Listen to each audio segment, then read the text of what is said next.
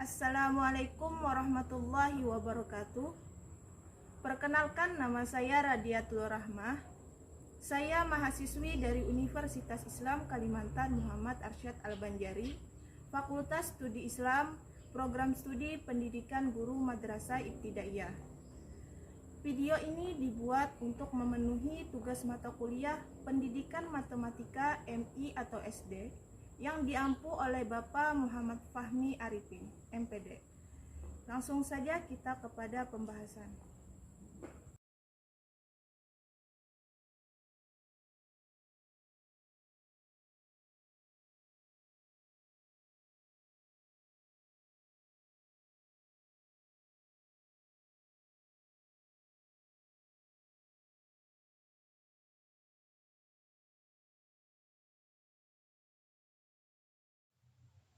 Materi pokok matematika kelas 1.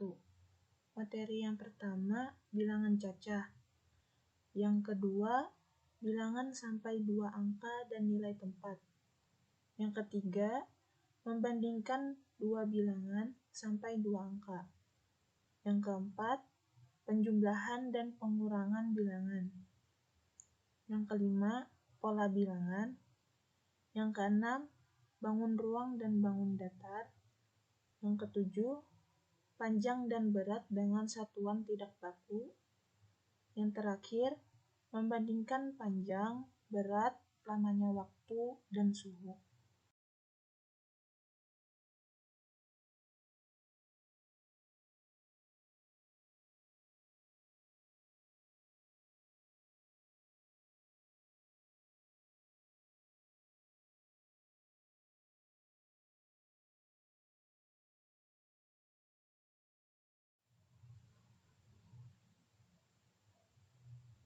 Materi pokok matematika kelas 2. Materi yang pertama, bilangan cacah dan menentukan lambangnya berdasarkan nilai tempat. Yang kedua, membandingkan 2 bilangan cacah dan mengurutkan bilangan-bilangan dari bilangan terkecil ke bilangan terbesar, atau sebaliknya. Yang ketiga, penjumlahan dan pengurangan bilangan yang melibatkan bilangan cacah. Yang keempat, perkalian dan pembagian yang melibatkan bilangan cacah. Yang kelima, nilai kesetaraan pecahan mata uang. Materi yang keenam, panjang atau jarak, berat dan waktu dalam satuan baku. Yang ketujuh, pecahan 1/2, 1/3, dan 1/4. Yang kedelapan, ruang baris. Yang kesembilan, bangun datar dan bangun ruang. Dan materi yang terakhir, pola barisan bangun datar dan bangun ruang.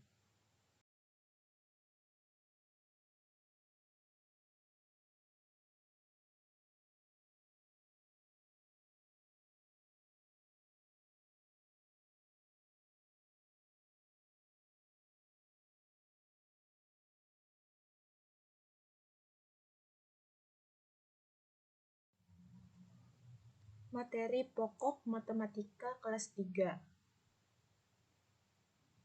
Materi matematika kelas 3 yang pertama, operasi hitung pada bilangan cacah. Materi yang kedua, bilangan cacah dan pecahan sederhana. Yang ketiga, jumlah, selisih, hasil kali atau hasil bagi 2 bilangan cacah. Yang keempat, menggeneralisasi ide pecahan sebagai bagian dari keseluruhan. Yang kelima, penjumlahan dan pengurangan pecahan. Yang keenam, satuan baku untuk panjang, berat, dan waktu. Ketujuh, luas dan volume dalam satuan tidak baku. Kedelapan, simetri lipat dan simetri putar pada bangun datar. Yang kesembilan, keliling bangun datar. Kesepuluh, sudut, jenis sudut, dan satuan pengukuran tidak baku. 11, bangun datar. Yang terakhir, data berkaitan dengan diri peserta didik yang disajikan dalam bentuk diagram gambar.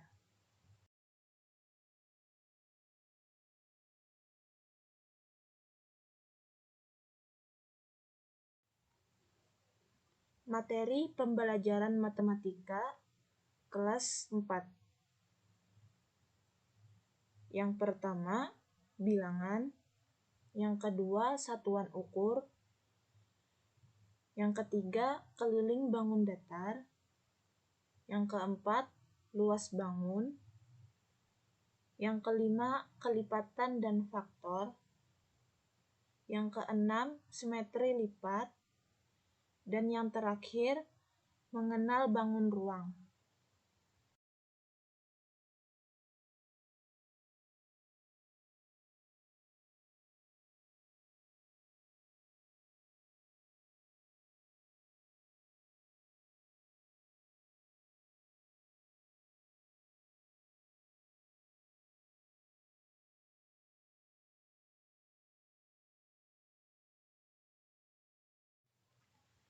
Materi pembelajaran matematika kelas 5. Materi yang pertama, sifat operasi matematika. Materi yang kedua, KPK dan FPB dalam kehidupan sehari-hari. Yang ketiga, bilangan bulat. Yang keempat, pangkat 2 dan akar kuadrat. Yang kelima, pecahan. Yang keenam, koordinat kartesius. Yang ketujuh, perkalian dan pembagian desimal. Yang kedelapan, volume bangun ruang. Dan yang terakhir, simetri putar.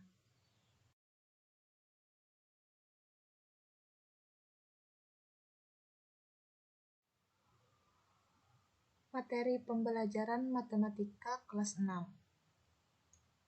Materi yang pertama, sifat operasi matematika.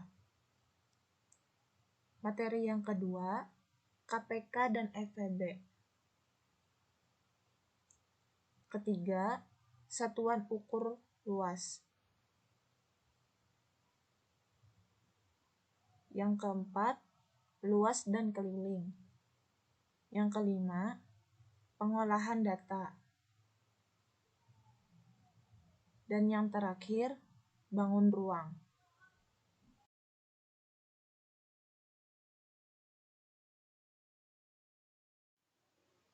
Strategi dan media pembelajaran matematika MI atau SD. Yang pertama, enaktif. Enaktif adalah tahapan belajar di mana siswa diberi kesempatan dalam memanipulasi objek konkret secara langsung. Yang kedua, ikonik. Ikonik adalah tahapan belajar di mana siswa memanipulasi objek konkret ke dalam bentuk gambar. Yang terakhir, simbolik. Simbolik adalah tahapan belajar di mana siswa memanipulasi gambar pada tahapan sebelumnya ke dalam simbol-simbol matematika.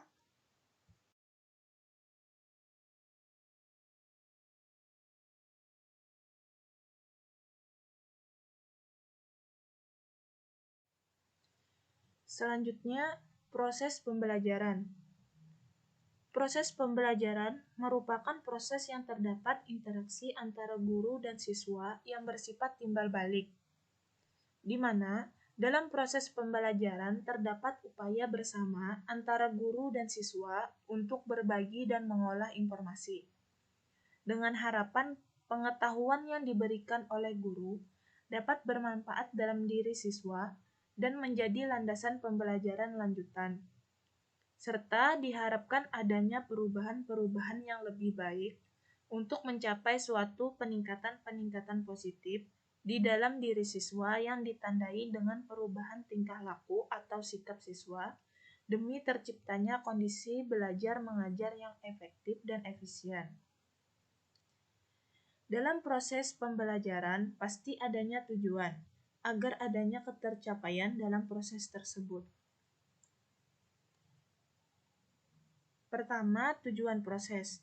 Tujuan proses pembelajaran adalah untuk memperoleh pengetahuan dengan suatu cara yang dapat melatih kemampuan intelektual para siswa dan merangsang keingintahuan serta memotivasi kemampuan mereka.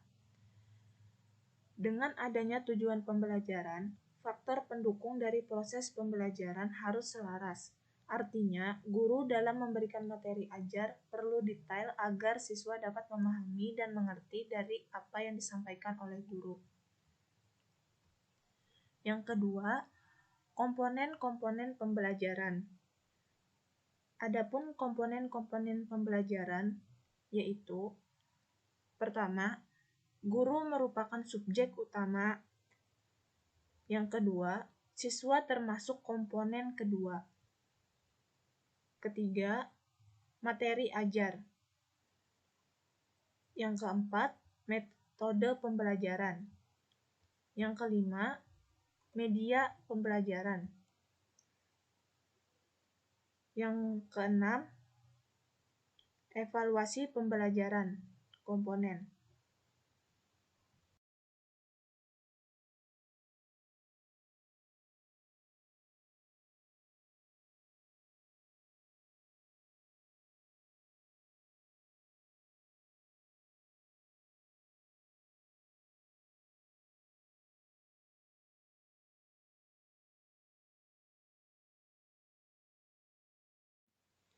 Teori-teori belajar matematika. Banyak teori yang berusaha untuk mengaplikasi pembelajaran matematika. 1. Teori belajar Ausubel. Teori ini mengimplementasikan tentang pernyataan konsep-konsep dalam bentuk bagan, diagram atau peta, yang mana tampak keterkaitan di antara konsep-konsep yang diberikan. Yang kedua, teori belajar Van Hille. Teori ini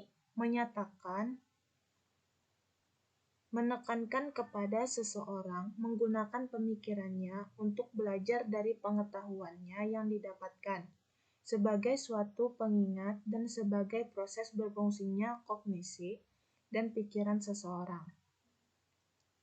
Yang ketiga, teori belajar Vygotsky mengenai peranan interaksi sosial dan daerah perkembangan terdekat, mempunyai beberapa teori terhadap pembelajaran matematika.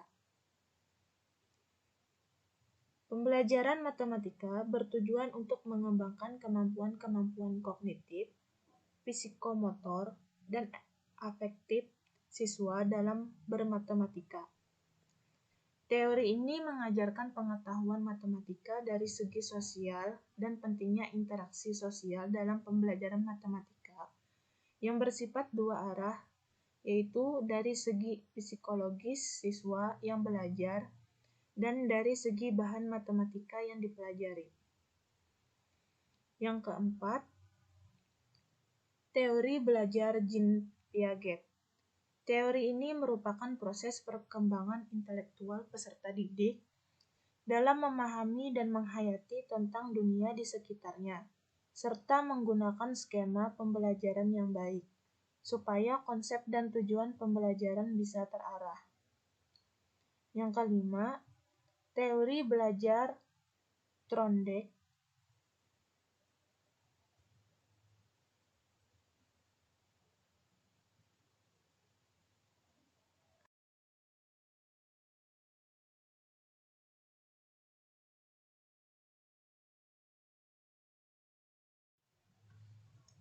Teori Trondek dalam pembelajaran matematika.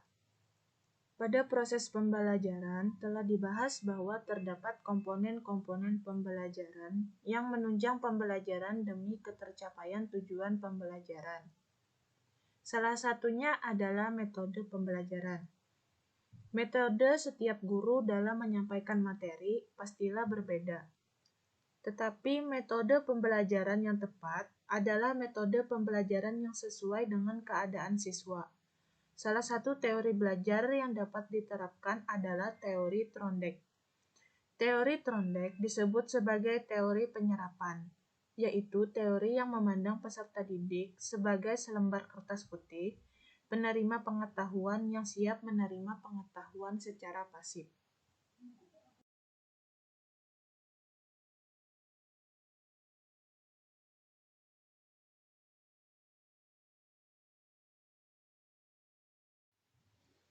Konsep belajar teori Trondheim. Menurut Trondheim, belajar adalah proses interaksi antara stimulus dan respon. Stimulus yaitu apa saja yang dapat merangsang terjadinya kegiatan belajar seperti pikiran, perasaan, atau hal-hal lain yang dapat ditangkap melalui alat indera. Sedangkan respon yaitu reaksi yang dimunculkan peserta didik ketika belajar, yang juga dapat berupa pikiran, perasaan, atau gerakan atau tindakan. Teori Trondheim ini disebut dengan teori koneksionisme.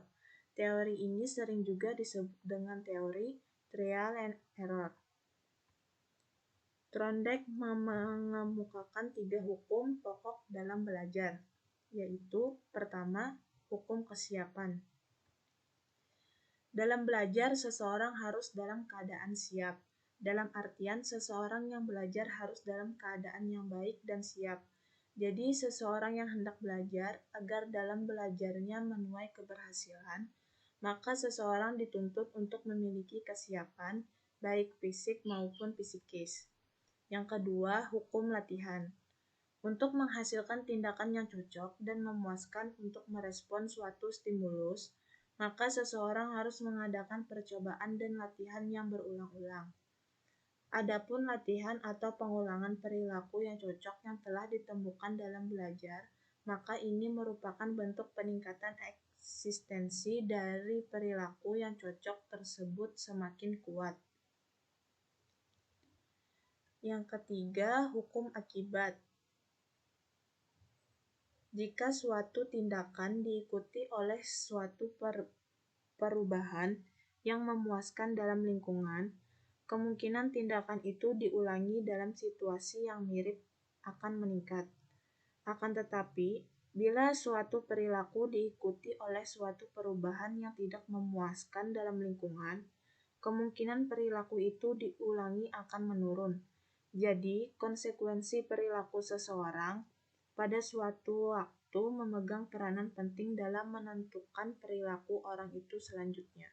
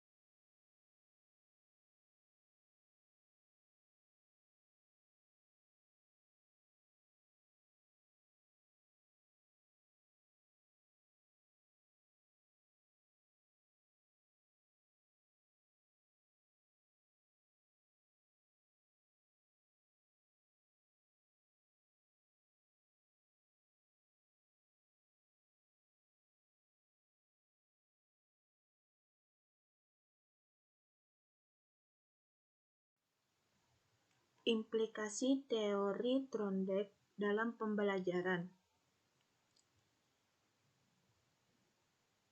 Dalam proses pembelajaran, baik digunakan untuk di setiap jenjang pendidikan, mulai dari jenjang pendidikan awal hingga lanjut.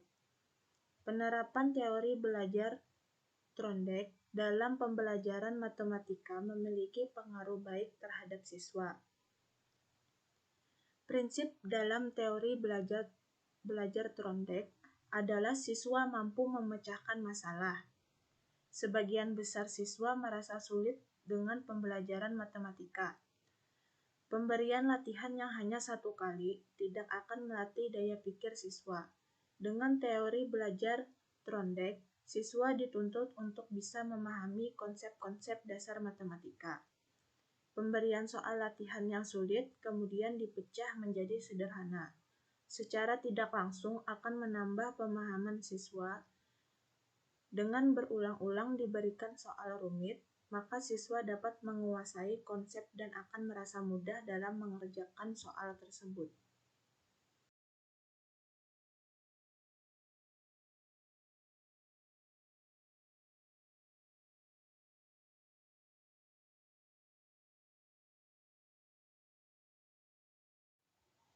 Teori belajar kognitif. Teori kognitif yang dikemukakan oleh Greenwald dan Petty, Ostrom dan Bragg dalam Baron dan Bine memusatkan perhatiannya pada analisis respon kognitif, yaitu suatu usaha untuk memahami apa yang dipikirkan orang sewaktu mereka dihadapkan pada stimulus persuasif, dan bagaimana pikiran serta proses kognitif menentukan apakah mereka mengalami perubahan sikap dan sejauh mana perubahan itu terjadi. Ada 3 hal yang umum terdapat di dalam pembicaraan teori kognitif. Yang pertama, elemen kognitif. Teori kognitif percaya bahwa perilaku seseorang itu disebabkan adanya satu rangsangan atau stimulus, yakni suatu objek fisik yang mempengaruhi seseorang dalam banyak cara. Teori ini mencoba melihat apa yang terjadi di antara stimulus dan jawaban seseorang terhadap rangsangan tersebut. Atau dengan kata lain, bagaimana rangsangan tersebut diproses dalam diri seseorang. Yang kedua, struktur kognitif. Menurut teori kognitif, aktivitas mengetahui dan memahami sesuatu itu tidaklah berdiri sendiri. Aktivitas ini selalu dihubungkan dengan rencana disempurnakan oleh kognisi yang lain. Proses penjalinan dan tata hubungan di antara kognisi-kognisi ini membangun suatu struktur dan sistem. Yang ketiga, fungsi kognitif. Fungsi kognitif, sistem kognitif mempunyai beberapa fungsi. Di antara fungsi-fungsinya antara lain, 1. Memberikan pengertian pada kognitif baru. Menurut teori kognitif, pengertian terjadi jika suatu kognitif baru dihubungkan dengan sistem kognitif yang telah ada. Kognisi membentuk atribut-atribut tertentu, tergantung pada bagaimana ia berinteraksi dengan satu atau lebih sistem kognitif. Yang kedua, menghasilkan emosi dalam tata susunan yang tepat.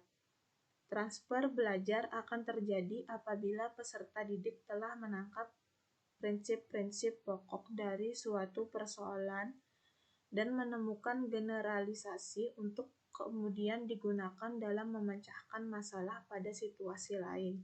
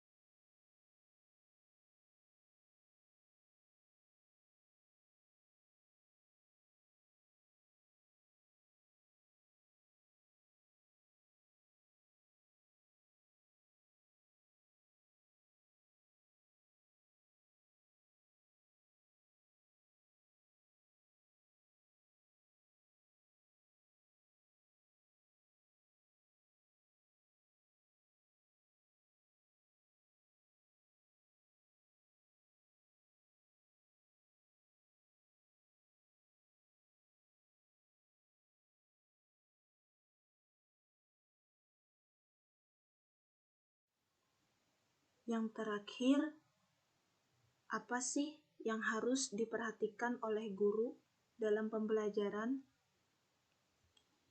Yang harus diperhatikan oleh guru adalah jenis kecerdasan yang dimiliki oleh siswa. Karena menurut Garner, ada 8 jenis kecerdasan yang bisa dimiliki oleh anak, yaitu kecerdasan bahasa, matematika logis, spasial, kinestetik, musikal, intrapersonal, interpersonal, dan naturalis. Dalam hal ini, guru harus mampu mengidentifikasi jenis kecerdasan yang dimiliki oleh siswanya, sehingga semua siswa dapat menonjolkan kecerdasannya masing-masing, dan tidak ada lagi siswa yang dianggap tidak berprestasi, karena sebenarnya semua anak cerdas, hanya saja jenisnya bermacam-macam, dan tugas guru untuk membantu siswa menemukan dan mengembangkan kecerdasannya dengan cara masing-masing. Setelah guru mengetahui berbagai jenis kecerdasan yang dimiliki oleh para siswanya, guru kemudian merancang dan merencanakan metode mengajar yang bisa mencakup semua jenis kecerdasan. Guru bisa mengkombinasikan aktivitas mengajar yang melibatkan siswa dengan berbagai macam jenis kecerdasannya. Misalnya dalam mengajar matematika, selain fokus pada siswa dengan kecerdasan matematika logis, guru juga bisa mengkombinasikannya dengan musik dan nyanyian atau lagu yang mengakomodir siswa dengan kecerdasan musikal, dan juga bisa mengkombinasikannya dengan gambar yang sesuai dengan pelajaran matematika, sehingga siswa dengan kecerdasan spasial bisa menikmati pelajarannya. Hal selanjutnya adalah guru harus mengetahui teori perkembangan anak. Dengan mempelajari berbagai macam teori perkembangan, guru akan mampu menerapkan metode mengajar yang sesuai dengan siswanya. Sebagai contoh, ketika mengajar di daerah pegunungan, pesisir, pedesaan, perkotaan, maka guru akan lebih berfokus pada materi pelajaran yang sesuai dengan lingkungan anak-anak didiknya, sehingga apa yang diajarkan sesuai dengan apa yang dihadapi anak sehari-hari. Setelah paham akan teori perkembangan anak dan teori multiple intelligence atau kecerdasan majemuk, guru juga harus paham akan 3 jenis gaya belajar siswa. Ada 3 gaya belajar, yaitu visual, auditorial, dan kinestetik. Siswa dengan gaya belajar visual akan belajar dengan cara melihat. Siswa dengan gaya auditorial akan belajar dengan cara mendengar. Dan siswa dengan gaya belajar kinestetik akan belajar dengan cara bergerak, bekerja, dan menyentuh. Mungkin itu saja yang dapat saya sampaikan. Wassalamualaikum warahmatullahi wabarakatuh.